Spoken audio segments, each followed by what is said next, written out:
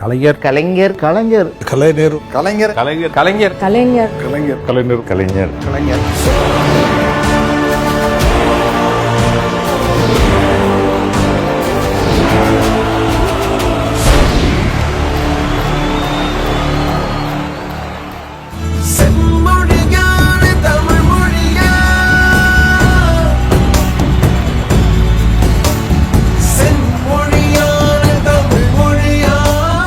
முதலமைச்சராக இருந்த கலைஞர் அவர்கள் தொடர்ந்து போராடி அதுக்கு பிறகு இவர் முதலமைச்சராக இல்லாத போதும் அதை சாதித்து தமிழை செம்மொழி என்று இந்திய அரசு அறிவிக்க செய்தார்.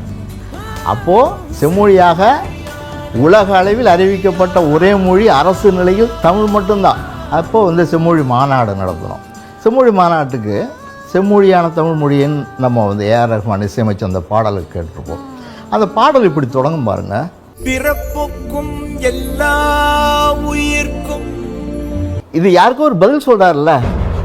எல்லாரும் நம்ம சமம் அப்படின்னா சமம் இல்லைன்னு சொல்லிட்டு இருக்கவங்கள்ட்ட சொல்றாரு. இது பிறப்புக்கும் எல்லா உயிருக்குங்கிறத பண்றார். சமூக நீதி நிலைநாட்டப்படுகிற இந்த காலகட்டத்தில் யாராவது கட்டை விரலை காணிக்கையை கேட்டா அவங்க பட்டய உரின்னு எச்சரித்தவர் இந்த மண்ணின் மைந்தர் நம்முடைய தலைவர் கலைஞர் அவர்கள். ஏகலைவன் வித்தை கற்க இந்த சாத்தனமும் அனுமதிக்கவில்லை. அவன் வில்லில் விஜயனையும் வெல்வார் என்று கட்டை விரலை காணிக்கையாக பெற்று தந்த நியாயம். கட்டை விரலோ தலையோ காணிக்கையாக இந்நாளில் எவனும் கேட்டால் வட்டை உரியும். சுடுகாட்டில் அவன் கட்டை வேறும்.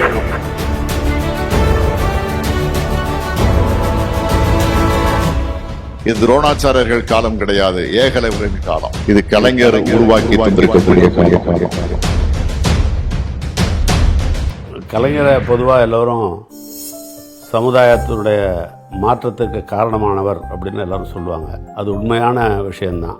அவர் ஒரு கிராமத்தில் பிறந்தவர், சாதாரண குடும்பத்தில் பிறந்தவர். அந்த கிராம சூழலில் வளர்ந்த காரணத்தினாலேயும் பல ஊர்களில் நடந்த நிகழ்ச்சிகள், பார்த்த மனிதர்கள், அவருக்குள்ளே ஏற்படுத்திய பாதிப்புகள் தான் பின்னாடி அவர் முதலமைச்சரானது பிறகு திட்டங்களாக வடிவெடுத்த காரணம் அதுதான்.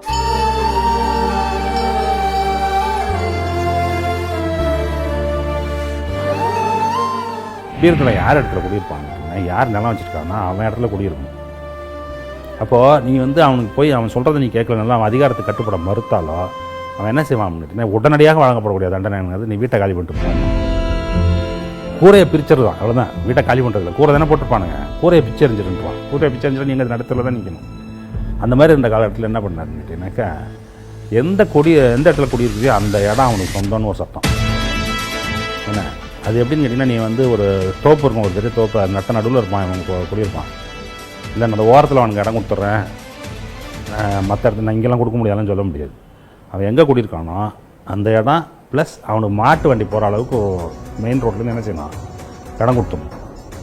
அந்த மாதிரி போட்டு அதுக்கு ஒரு சட்டத்தை போட்டு விட்டார். அதை பாராட்டுறதுக்காக வேண்டிய இப்போ கம்யூனிஸ்ட் பார்ட்டியில் ஒரு பெரிய பாராட்டு கூட்டம் திருத்துறைப்பூண்டியில் ஏற்பாடு பண்ணி கலைஞரை அழைச்சி ஒரு பாராட்டு கூட்டம் நடத்துனாங்க.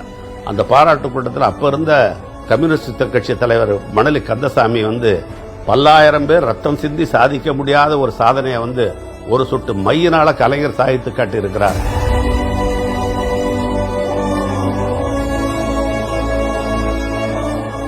கலைஞருடைய திட்டங்களில் மிகவும் முன்மாதிரியான திட்டம், குறிப்பாக ஏழை விவசாயிகளுக்கு, விவசாய கூலிகளுக்கு பயனளிக்கக்கூடிய திட்டம் எதுன்னு பார்த்தா நில சீர்திருத்த திட்டம். 1970 கலைஞர் கொண்டு வந்த உச்சவரம்பு சட்டம் எப்படின்னாக்கா 2 லட்சம் ஏக்கர் உபரி நிலங்கள்னு சொல்லி டிக்ளேர் பண்ணார். அந்த 2 லட்சம் ஏக்கர் நிலங்களையும் அரசு சார்பாக கையகப்படுத்தி ஏழை எளிய விவசாய கூலிகளுக்கு, விவசாயிகளுக்கு ஃப்ரீயாக கொடுத்தார். 2 லட்சம் விவசாய பெருமக்கள் அதனால் பலனடைஞ்சாங்க.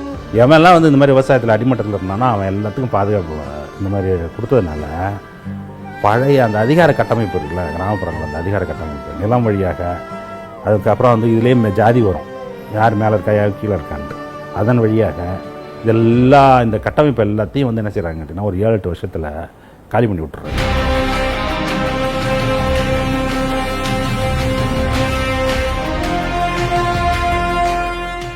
2006 இவர் ஆட்சிக்கு வந்தோன்னே நம்ம present CM mister Stalin became the minister for RDLA, rural development and local administration.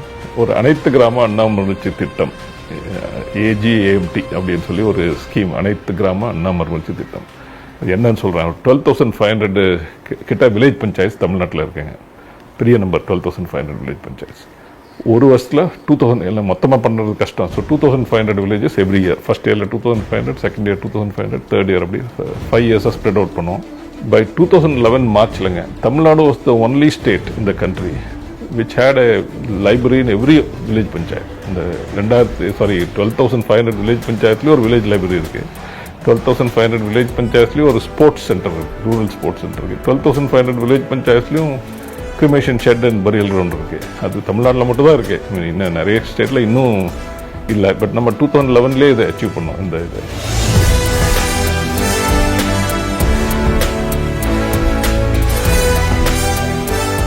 குடிசை மாற்றுவார ஏற்படுத்துவதற்கு காரணகர்த்தாவாக இருந்தவரே முதலமைச்சர் கலைஞர் தான். ஏன்னா நிறைய சென்னையில் குடிசைகள் மிக அதிகம்.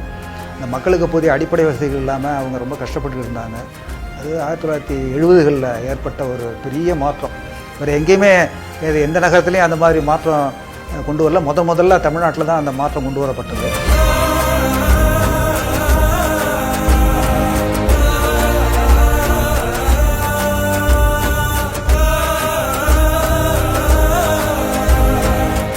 அதான் 50வது பிறந்த நாளப்போ அவர் தொடங்கின திட்டம் தான் கை ரிக்ஷாக்களை ஒழித்து சைக்கிள் ரிக்ஷாக்களை, இலவச சைக்கிள் ரிக்ஷாக்களை வழங்கக்கூடிய ஒரு திட்டம்.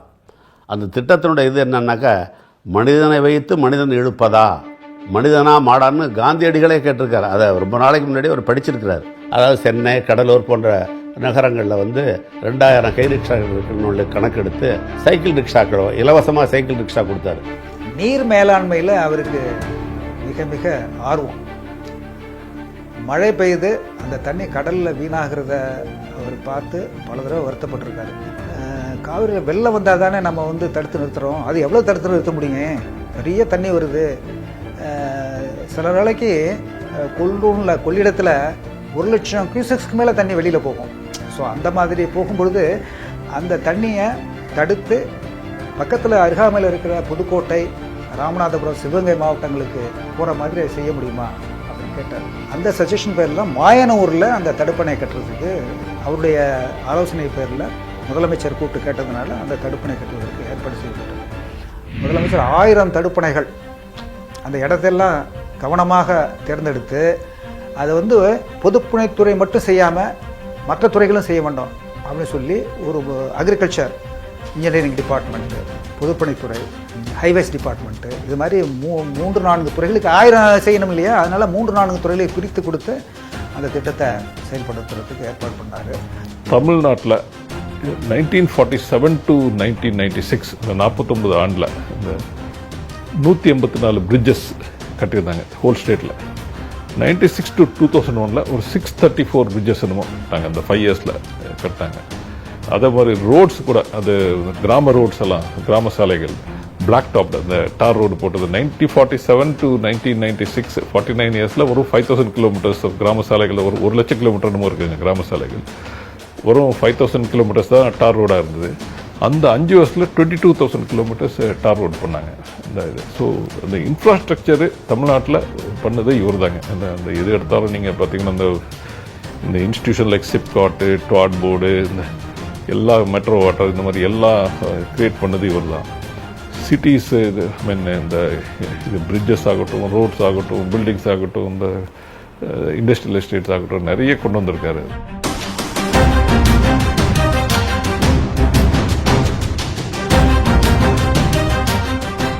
மின்சார வாரியத்தை நிர்வகிக்கும் போது பணம் இல்லாமல் யாரையும் செய்ய முடியாது. இங்கே நிலைமை ரொம்ப மோசமாக இருக்குது. மின்சார கட்டணத்தை கூட்டணும். அப்போ அரசாங்கம் தான் கூட்டணும். சரி சொல்லுங்கள், என்னென்ன வேணும் உங்களுக்கு? ஒவ்வொரு ஐட்டமாக அதில் இண்டஸ்ட்ரியல் கன்சியூமர்ஸ்னு இருக்குது, ஹெவி இண்டஸ்ட்ரீஸ் இருக்குது, ஸ்மால் இண்டஸ்ட்ரீஸ் இருக்குது. ஒவ்வொரு ஐட்டமாக கேட்டு என்ன கூட்ட போகிறீங்க, இவ்வளோலேருந்து இவ்வளவு, எத்தனை பேருன்னு புள்ளி 7,000 பேர். Okay, agreed. அப்புறம் ஒன்றா கடைசியில் டொமஸ்டிக் வருது. அது 1.5 கோடி பேர் இருப்பாங்க. டொமஸ்டிக் வந்தவுடனே அதில் ஒரு 25% தான் நான் கூட்டியிருந்தேன். இதில் 25 தான் ரொம்ப குறைச்சல் சார், இது 10 வருஷமாக கூட்டல, விட்டுடுங்க. அதை மீதி எல்லாம் எவ்வளோ வருது உங்களுக்கு? 550 கோடி வருது. 750 கோடி கேட்டீங்க, 750 கோடி கேட்டீங்க, 550 கோடி கொடுத்தேன், இதை வச்சு நீங்கள் மேனேஜ் பண்ணுங்கன்னாரு. எனக்கு அதே பெரிய விஷயம். ஏன்னா அந்த மாதிரி ஒரு இதை டிசிஷன் எடுத்ததுனால என்னால் சர்வே பண்ண முடியும். ரொம்ப தேங்க்ஸ் சார்னு சொல்லிட்டு போயிட்டேன். இந்த மாதிரி அவருக்கு வந்து ஒரு சென்ஸ், யாரை கஷ்டப்படுத்தணும் யாரை கஷ்டப்படுத்தக்கூடாது. சரி, நிறைய பேர் அது பொலிட்டிக்கல்னு கூட சொல்லலாம். பட் பொலிட்டிக்கலாக தானே அவர் பார்க்கணும். நாங்கள் அட்மினிஸ்ட்ரேட்டிவாக எத்தனை பர்சன்டேஜ் எவ்வளோ நாள் கூட்டத்தில் இருந்தால் பார்ப்போம். அந்த மாதிரி எடுத்து அவர் முடிவெடுக்கக்கூடிய திறமை, ஆற்றல் அவருக்கு இருந்தது.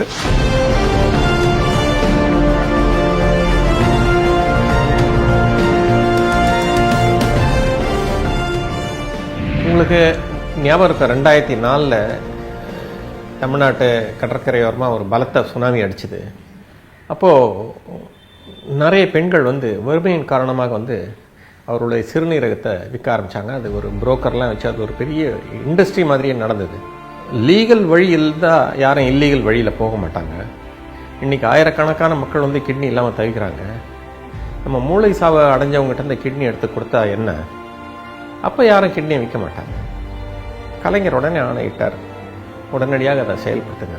அப்படி தான் வந்து தமிழ்நாட்டில் உடல் உறுப்பு மாற்று சிகிச்சை மையம் வந்து 2008 செப்டம்பர் அக்டோபரில் உருவாச்சு. இந்த காப்பீடு திட்டம் கொண்டு வரதுக்கும் ஒரு செய்தி தான் காரணம். அது என்ன செய்தின்னா, ஒரு அலுவலர், உயர்நிலை அலுவலர், மிகவும் உடல்நலம் குன்றி நல்ல அலுவலர் அவர், முதலமைச்சருக்கும் தெரிஞ்சவர் தான் அவர், நல்லா செயல்படுவார்னு அவருக்கும் தெரியும். அவருக்கு உடல்நலம் குன்றி ஒரு தனியார் மருத்துவமனையில் அட்மிட் ஆகியிருந்தார்.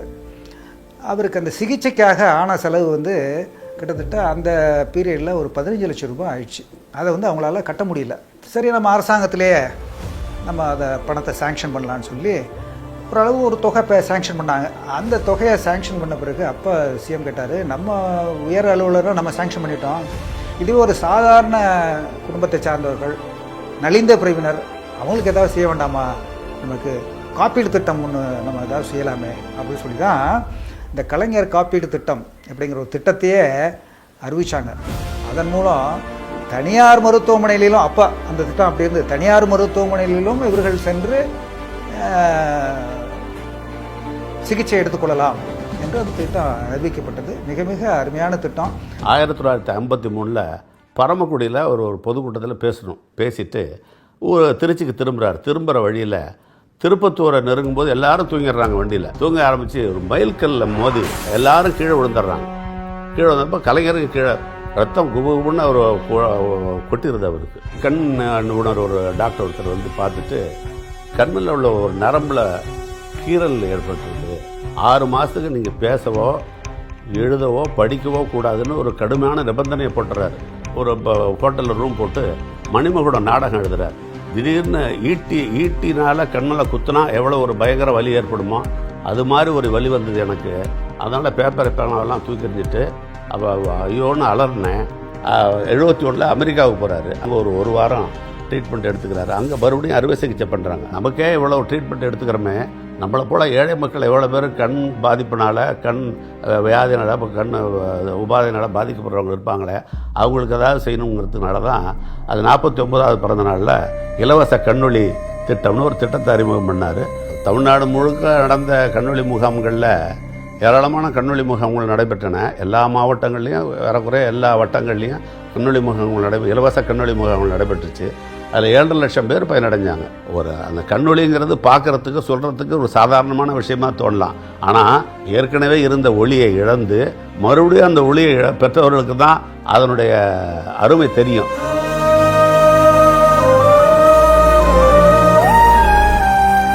ஸோ பிறவிலே சுத்தமாக காது கேட்கலன்னு வச்சுக்கோங்களேன். அப்போ அது வந்து ஒரு இரட்டை ஊனம், டபுள் ட்ராஜடி. ஏன்னா வந்து காது கேட்கலன்னா மொழியும் வளர்ச்சி இருக்காது.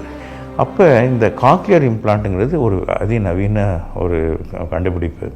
நிறைய பிள்ளைங்களுக்கு காது கேட்காமல் இருக்காங்க. தமிழ்நாடு தான் வந்து காது கேளாத பிள்ளைங்களுக்கு தலைநகரம்னாலே தமிழ்நாடு தான் அப்படின்னா. எவ்வளோ இருக்காங்க நினைக்கிறீங்க? நிறைய இருக்காங்க ஐயா. இந்த மாதிரி அப்போ தான் ஸ்டாட்டிஸ்டிக்ஸாக சொன்னேன். பின்ன நீங்கள் பண்ணி தானே ஆகணும், நீங்கள் ஏன் பண்ணாமல் இருக்கீங்க அப்படின்ட்டு. எவ்வளோ உங்களுக்கு தேவைப்படும் அப்படின்னாரு. எனக்கு அப்போ ஒன்றும் ஐடியாவே கிடையாது, கணக்கு கூட கிடையாது. நான் சொன்னேன் சிரிச்சுட்டு நான் சொன்னேன் எனக்கு ஒரு 200 இம்ப்ளான்ட், எனக்கு நிறைய 200னா 6 லட்ச ரூபானா கணக்கு வச்சுக்கோங்க. நான் சிரிச்சிட்டு சரி ரொம்ப கேட்ட போல் இருக்கேன். நான் இல்லை 200 இல்லை உங்களுக்கு 2000 வேணும். அது எனக்கு அப்படியே ஷாக்கு. அதுதான் உங்களுக்கு ஐடியாலாம் பேசிகிட்டு இருக்கீங்க. கிட்டத்தட்ட 2000 இம்ப்ளான்ட் வேர்டு இருக்கு ஒரு வருஷத்துக்கு உங்களுக்கு. நான் இப்போ என்ன செய்கிறேன், நான் உங்களுக்கு முதல்ல 2000 இம்ப்ளான்ட்டுக்கு ஃபண்ட்ஸை கொடுத்துட்றேன், அதுக்கப்புறம் தீர நீங்கள் வாங்கிக்கோங்க அப்படின்னாரு. ஸோ இந்த காக்லியர் இம்ப்ளான்ட் ஸ்கீம் தமிழ்நாடு தான் இந்தியாவுக்கே முன்னோடியாக இருந்தது.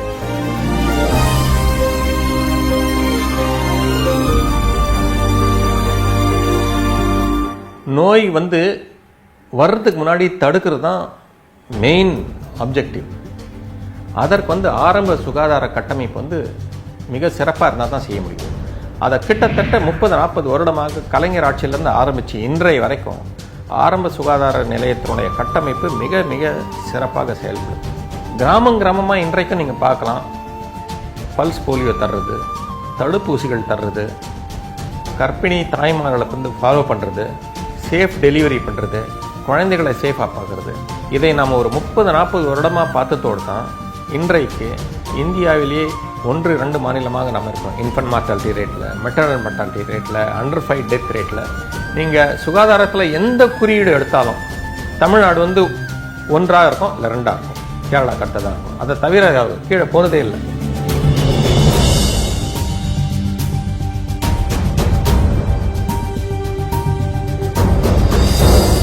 As you know, 1991 அந்த லிபரலைசேஷன் வந்ததுங்க இந்தியாவில்.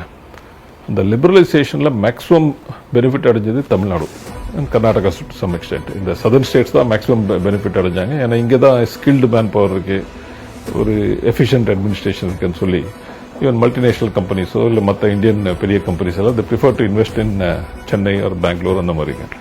ஸோ இதில் கலைஞர் பங்கு பெருசாக இருக்குது. போத் டியூரிங் 96, 2001 அண்ட் 2006, 2011 ஐடிக்கும் ரெகுலர் இண்டஸ்ட்ரீஸ்க்கும் he has given a big பூஸ்ட்டுங்க.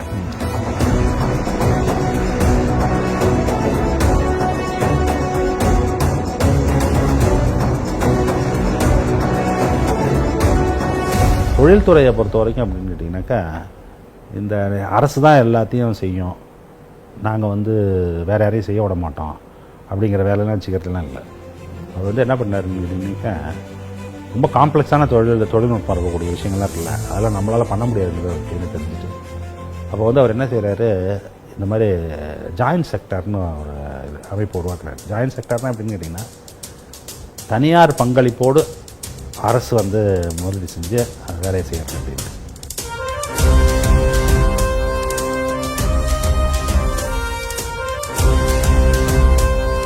67க்கு முன்னாடி இருந்ததை விட 70க்கு பின்னாடி ஏற்பட்ட கல்லூரிகள் எல்லா மாவட்டங்கள்லையும் எல்லா வட்டங்கள்லையும் நிறைய கல்லூரிகள் ஆரம்பித்தார் கலைஞர்.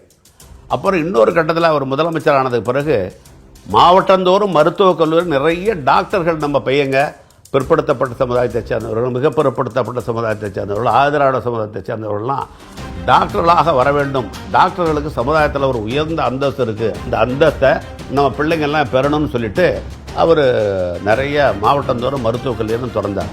அதனால் கல்விக்கண் திறந்த காமராஜர்னு சொல்கிறோமோ அதே போலவே உயர்கல்விக்கண்ணை திறந்தவர் கலைஞர். அது மாத்திரம் இல்லை, கணினி கண்ணை திறந்தவரும் அவர் தான், கணினி கல்வியை கொண்டு வந்தவரும் அவர் தான். இன்னொரு புறம் என்ன பண்ணுறாங்க அப்படின்னாக்கா, ஸ்காலர்ஷிப்ஸ் கொடுத்து ஹாஸ்டலில் கட்டி, ஏன்னா எவன் வேணாலும் எங்கேயாவது தங்கி படிச்சுக்கலாம், ஏன்னா ஃபீஸு கொஞ்சம் கொஞ்சமாக ஃபீஸெல்லாம் குறைச்சிக்கிட்டே ஃபீஸே எல்லாம் வாங்கிடுறாங்க.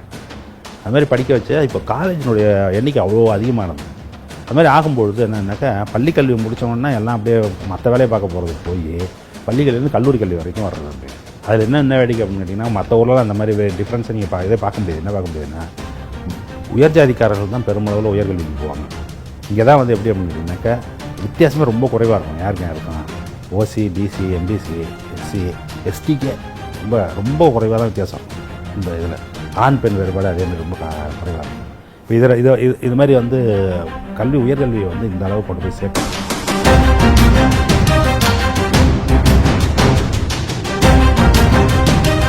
பெரியார் நினைவு சமத்துவபுரம் திட்டம், அந்த திட்டத்தை பற்றி அமைச்சரவையில் ஒரு தீர்மானம் நிறைவேற்றுவதற்காக வேண்டி தந்தை பெரியாருடைய நெஞ்சில் பதிந்திருந்த முல்லை அகற்றிடும் வகையில்னு ஆரம்பித்து ஒரு தீர்மானத்தை எழுதினார்.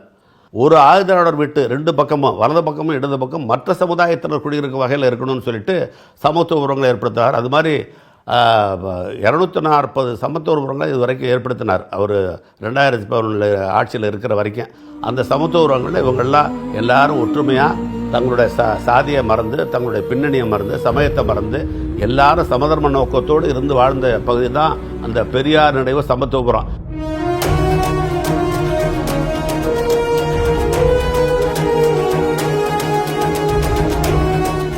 ஒரு குறிப்பிட்ட ஸ்கீம் என்னன்னா மகளிர் சுயது குழு திட்டம்.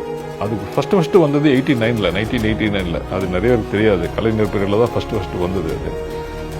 அது இன்டர்நேஷ்னல் ஃபண்டிங்கில் வந்தது. ஒரு 6 மாவட்டத்தில் தான் பிகினிங்கில் இருந்தது. 96 இவர் திரும்பி வந்தப்போ 96-97 என்னமோ அது எல்லா மாவட்டத்துக்கும் எக்ஸ்பேண்ட் பண்ணார். இந்த 6 மாவட்டத்தில் இருந்த ஸ்கீமு. ஸோ 2006 to 2010 அந்த ஸ்கீம்ஸ் வெரி வெல் இம்ப்ளிமெண்டடுங்க. யார் இந்த விமென்ஸ் டெவலப்மெண்ட் ஸ்கீம் பிரமாதமாக இம்ப்ளிமெண்ட் பண்ணோம்.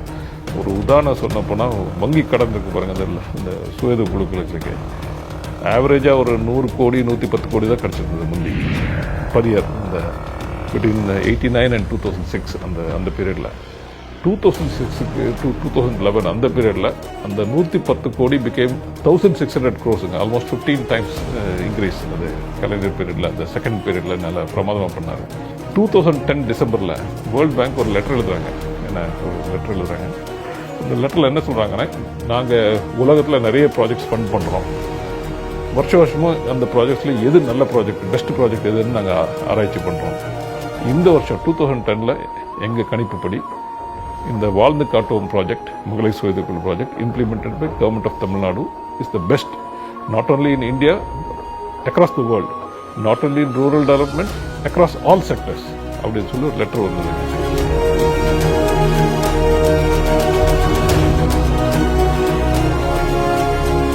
விவசாயிகளும் பொதுமக்களும் சேர்ந்து கொண்டு வரதுக்கு கலைஞர் உழவர் சந்தை அப்படின்னு ஒரு கான்செப்ட் ஆரம்பித்தார்.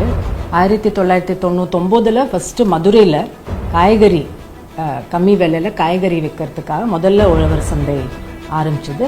100வது உழவர் சந்தை 2000 வருஷத்தில் சென்னையில் ஆரம்பிச்சது. அதில் நிறைய பெனிஃபிட் ஃபார்மர்ஸுக்கு கன்சியூமர்ஸ்க்கு 2 பேருக்கும் பெனிஃபிட். ஏன்னா ஃபார்மர்ஸ் டைரெக்டாக உழவர் சந்தையில் அவங்களோட காய்கறிகளோ மற்ற அவங்க என்ன கொண்டு வராங்களோ அவங்க ஃபீல்ட்லேருந்து விற்கலாம். மிடில் மேன் கட் பண்ணிவிட்டு டைரெக்டாக அவங்களுக்கு ப்ராஃபிட்.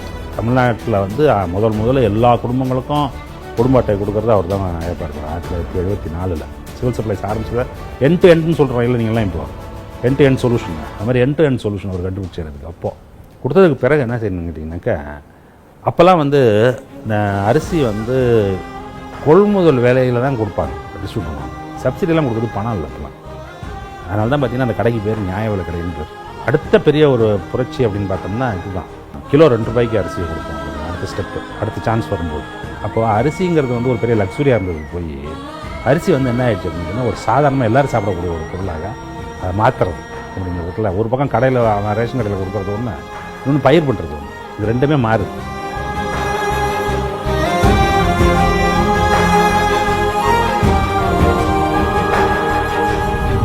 இதெல்லாம் பண்ணிகிட்டு இருக்கும்போது என்ன கேட்டிங்கன்னா, இது எல்லாத்துக்கும் ஆதாரமாக என்ன இருக்குது அப்படிங்கிறதையும் பார்த்துக்கிறாரு. என்ன பார்த்துக்கிறாருன்னா, இது எல்லாத்துக்கும் அடிப்படையான காரணமாக இருக்க வேண்டியது என்னன்னு கேட்டிங்கன்னா நம்மளுடைய ஐடென்டிட்டி, ஒரு அடையாளம் இருக்குல்ல, அந்த அடையாளத்தை நம்ம என்றைக்கும் தொலைச்சிடக்கூடாது அப்படிங்கிறது. அந்த அடையாள அரசியலினுடைய உச்சம் அப்படின்னு பார்த்தீங்க அப்படின்னாக்கா கன்னியாகுமரியில் நிறுவப்பட்டிருக்கக்கூடிய திருவள்ளுவர் சிலை தான்.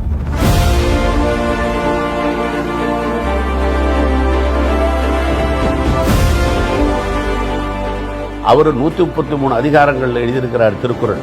ஆனால் 133 அடி உயரத்துக்கு அவருடைய சிலையை எழுப்பணும். கன்னியாகுமரிக்கே போய் உளியால கல்லை செதுக்க தொடக்க விழா நடத்துகிறார் கலைஞர். ஆனால் அதுக்கப்புறம் அந்த 89-91 ஜனவரியில் மறுபடியும் ஆட்சி போயிருது. அந்த தொடர் நடவடிக்கை இல்லாமல் போயிருது. 96 ஆட்சிக்கு வந்ததுக்கு பிறகு தான் மறுபடியும் அதை தொடர்ந்து நடவடிக்கை எடுத்து 1/1/2000 அந்த சிலையை திறந்து வைக்கிறாரு கலைஞர். அந்த சிலை எல்லா மக்களுக்கும் தெரியும். சுனாமியாலேயே ஒன்றும் பண்ண முடியல அந்த சிலையை.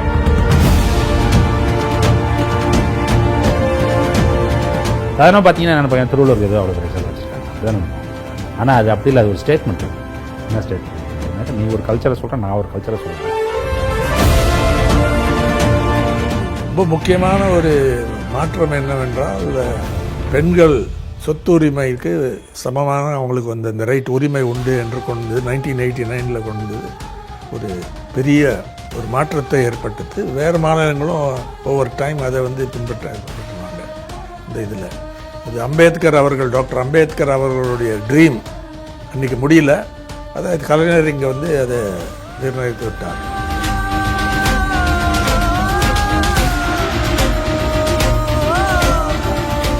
இந்த போக்குவரத்து துறை இருக்குல்ல, போக்குவரத்தை வந்து அவர் தான் வந்து தேசியமயமாக்கப்பட்ட வண்டிகள் இருக்குல்ல, பெரிய அளவில் அவர் தான் அதிகமாக்குறாரு. இன்றைக்கி வந்து இந்தியாவிலே அதிகமாக வண்டி ஓடுறது இருக்குல்ல, ஸ்டேட் ஓன்ட பஸ்ஸஸ், அது வந்து கிட்டத்தட்ட 22,000 பஸ் ஓடுது தமிழ்நாட்டில். இது வந்து அவர் அப்பே பண்ணுறாரு. கிராமத்துக்கும் நகரத்துக்கும் இருக்கக்கூடிய பிணைப்பு அப்படிங்கிறது ரொம்ப ஸ்ட்ராங்காக, அது பல விதத்தில். ஒன்று அங்கே விளையிற பொருள்கள் இங்கே வர்றதுங்கிறது மட்டும் இல்லை, அங்கே இருக்கக்கூடிய ஆட்கள் இங்கே வர்றது இருக்குல்ல, அதுவும் அது மாதிரி வரும்போது தான் என்ன ஆகுதுனாக்கா, தமிழ்நாடு வந்து இந்த அர்பன் பாப்புலேஷன் வந்து பெருமளவில் அதிகமாக ஆரம்பிக்குது.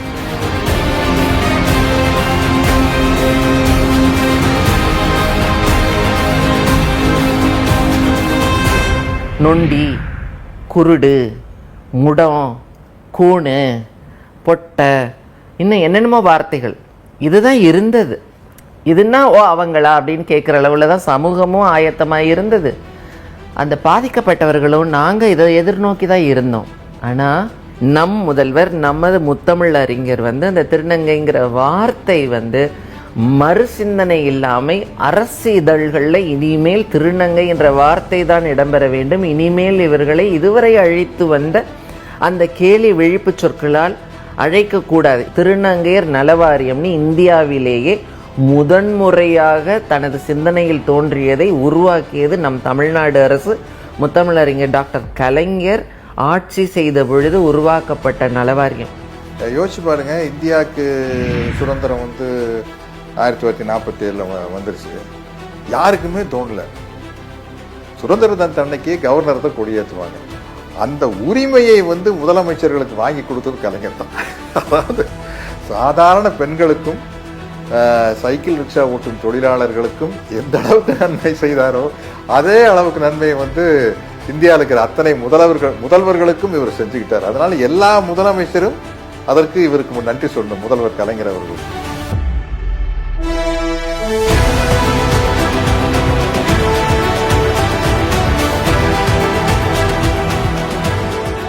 அவங்க சொல்கிறாங்கல்ல சோஷியல் இன்ஜினியரிங் நீங்களாம் சொல்கிறீங்களா மீடியாவில். சோஷியல் இன்ஜினியரிங்னா நீங்கள் சொல்கிறது என்ன, கட்சி அரசியலில் வந்து ஜாதியை ஒருத்தன் கோத்திக்கிட்டு எதாவது பண்ணுறது தான் சோஷியல் இன்ஜினியரிங்னு பேர் வச்சுருக்கீங்க.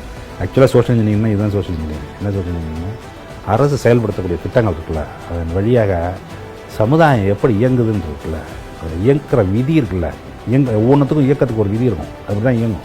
இந்த இயக்கிற விதியவே மாற்றுறது. ஆண்டவன் படைப்பில் அனைவரும் சமம் எனில் அவன் உயர் ஜாதிக்கு மட்டும் தங்கத்தால் மூளை செய்து தலைக்குள்ளே வைத்தானா? மற்ற ஜாதிக்கெல்லாம் மண்டைக்குள் இருப்பதென்ன களிமண்ணா சுண்ணாம்பா?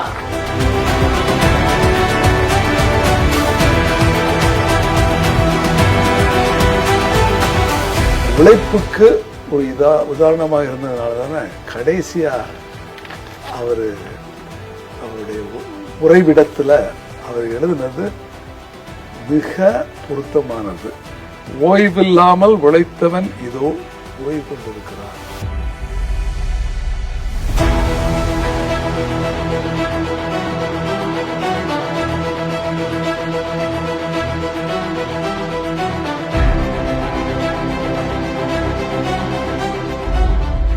கலைஞர் என்பவர் ஒரு சிந்தனை புரட்சியாளர், சமூக மாற்றத்துக்கு வித்திட்டவர்.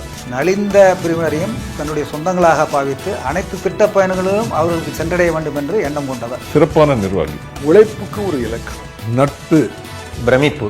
கள்ளக்கூடி கொண்ட கருணாநிதி வாழ்கவே. என் உயிரிலும் மேலான அன்பு உடன்பிறப்புகளே, பெரிதான கவியாற்றல் புகழான நடையாற்றல் நிறைந்திட்ட கருணாநிதி, தரமான கருணாநிதி, இன்ப தமிழ் காக்கும் கருணாநிதி.